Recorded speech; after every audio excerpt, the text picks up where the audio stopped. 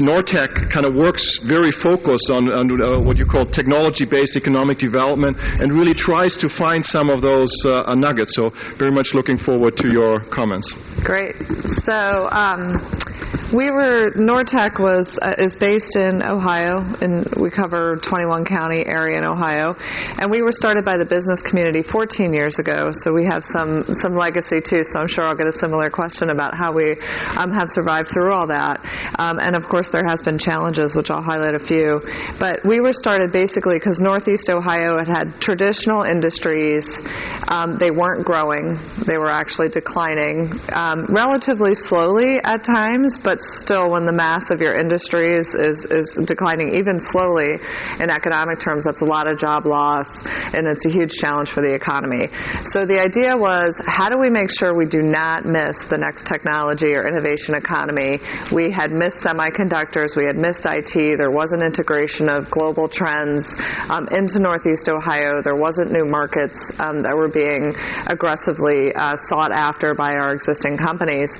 And so that was Nortec's charge. So for the first 10 years under my predecessor, we really worked on, and I think Bob would call it like the platform, the environment. So we created an organization called Jumpstart that was entrepreneurial capital, early stage funding. We created an organization that helped with broadband access.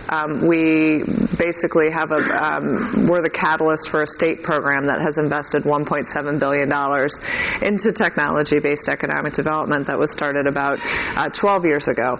And so those platforms really needed to be in place, or else we just wouldn't have the right environment for our industries to thrive. About a year before I stepped in 4 years ago, so about 5 years ago, the organization said, okay, what's next? And the decision was we really need to diversify the economy. We have the Cleveland Clinic, we had biomedical, we had some medical device activity, and there was an organization that was really working heavily as an intermediary in that space. We didn't have anything else that people could really see behind that as something that you could identify as a cluster, as a sector, or as an industry sort of vertical. So at the time, flexible electronics and energy were identified as the two areas of emphasis, and we've since added water technologies. But I think it's also important to think about, it's not only the industry verticals that we work in, it's also what are some national trends, what are the opportunities, like in 3D printing, we have the National Additive Manufacturing Center that's federally funded located in Youngstown, but even in the absence of that, how do we make sure that our manufacturers, our companies in Northeast Ohio have the right information and can potentially adopt trends in 3D printing and big data and its utilization, things of that nature. And so we've focused on that sort of broader mission as well. So in the areas in which we work, the clusters, we really think of ourselves as having a core competency in managing complex networks. And, so the idea of how you both lead, follow, sort of play different roles within, I'll call it a backbone organization for a cluster, because these things are, in a way, it's easier because it's not necessarily competitors in the space. There's not big established competitors.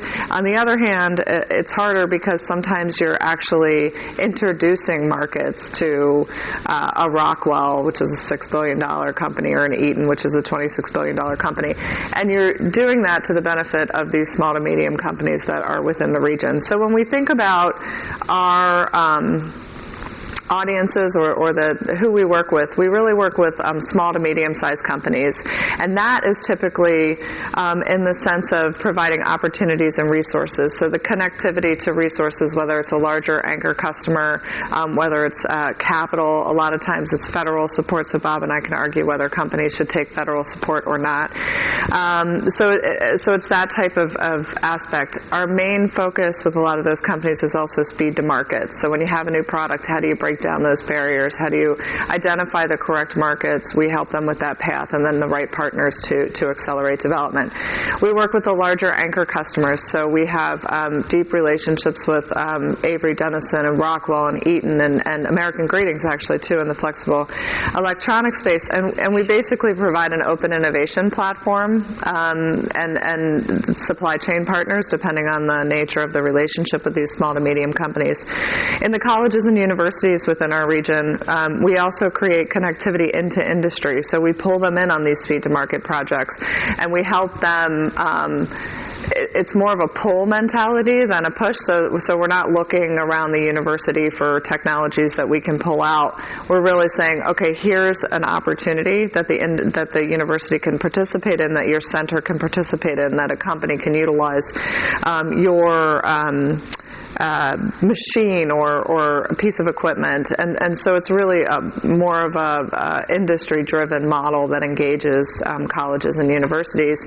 And then government agencies, we work with them to make them aware of the assets and also to inform the priorities of government. And not as much on the lobbying side, although I do chair the advocacy committee for SSTI, and Dan Berglund's in the audience, who's the president. But basically, it's a national organization that works to best practice share across the country on technology-based economic development, and we recently started advocating for funding to go into technology-based economic development organizations to be able to catalyze some of this work that we've been talking about. I wanted to take a minute and share a success story, because ultimately it's all about sort of the companies and the growth, but actually let me first, I forgot to mention sort of some of the outcomes. So we actually have 133 members in our cluster, and that's in the energy and flex cluster. We have not started signing up cluster members in the water technologies cluster. Those companies have created since June of 2010 800 jobs, 97 million of capital, and 52 million in payroll. So we feel like we're starting to accelerate those areas of emphasis within those companies. And then we've also identified about 15,000 jobs through what we call our road mapping, which maybe I'll have time to explain a little bit more of the model. But the road mapping basically aligns industry and identifies what our unique opportunities are in those three sectors in Northeast Ohio, and those sectors we think can create 15,000 jobs over the next 5 years. The success story I wanted to share is a company that's called Quasar Energy Group, and they basically are a biomass, in our biomass waste to energy sector, and they take organic waste and turn it into either electricity or compressed natural gas. So I just wanted to use it because it sort of shows the complexity of how we work with companies. Basically, we have industry experts, and so they're able to go in and work with the company in many, many different ways. Quasar has grown from 10 employees to 60 since 2010. Basically, they've built the first digester with components from Europe, and then we were able to map back the component supply chain into the U.S., which saved them significant money, and so now 98% of those components are made in the U.S. and 75% are from Ohio. Basically, we also introduced them to Forest City, which is a large real estate developer. They developed in a depressed area a biodigester. Forest City invested in that, and now they have a national partnership where they're working and implementing their biodigester, so they've become almost an anchor customer in that. We also worked with the federal government on a renewable energy credit, so for them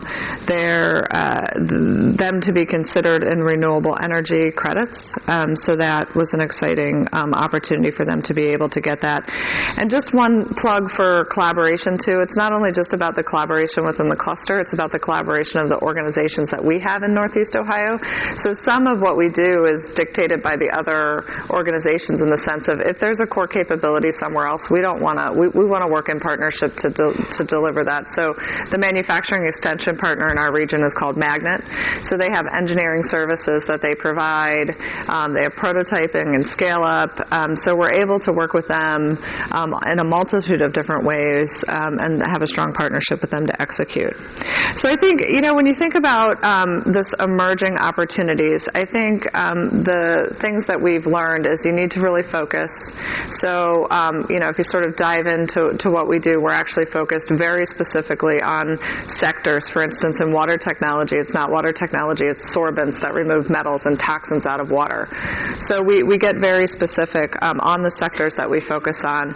And it's also all hands-on-deck mentality. Sometimes you need to lead, sometimes you need to follow. I would argue that whether it's federal government support, state government, and whether it's private sector, that it all needs to be, those pillars all need to work together in a region to really transition an economy. Thank you. Excellent. Thank you very much, Rebecca. So one question that I have for you is how do you deal with failure of new ideas? Because, these new industries are inherently risky. Not all of these ideas turn out to be really successful in the marketplace. Do you have a mechanism to constantly review and maybe throw out things that don't work after a while? Yeah, so it's a great question because I think we are working in emerging opportunities. So like if you take flexible electronics, for instance, the liquid crystal display industry is largely in Asia. We have about 65 companies within that cluster. We're starting to get to critical mass, but I would have said a year ago, if 2 or 3 of those critical OEM, product innovator companies got bought by different companies and left, that would have pretty much fallen apart. I think we're, in that particular industry, it's a race to interconnect and scale in a way that as those companies are bought, which may happen, that they decide to leave them there. And so I think we have not had an instance yet where we've had to say, this is a failure, but we do talk to people about that because in Northeast Ohio, that's one. Failure is not an option, in a lot of these non-entrepreneurial cultures, and so you have to start to embed that as a principle. There will be failures, there will be things that don't work, but if we don't try them, then obviously the flip side of that is we can't catalyze those opportunities. We do have more on a micro level, not necessarily the failure of an entire, sort of body of work, but we have really morphed our model and made it industry driven around where are the places that can best help. And so our board and the community has been really good about this didn't quite work this way, so we're gonna maneuver it a little bit differently, and that constant feedback loop and change environment and basically saying this is how we need to work, and this is how not only Nortech needs to work and the clusters need to work, ultimately this is what Northeast Ohio needs to embody. It needs to be a constant change culture. It needs to adopt failure. And so you're really kind of living what you expect from the environment to hopefully, over the long run. I see both Tom and Bob nodding that that's an important part of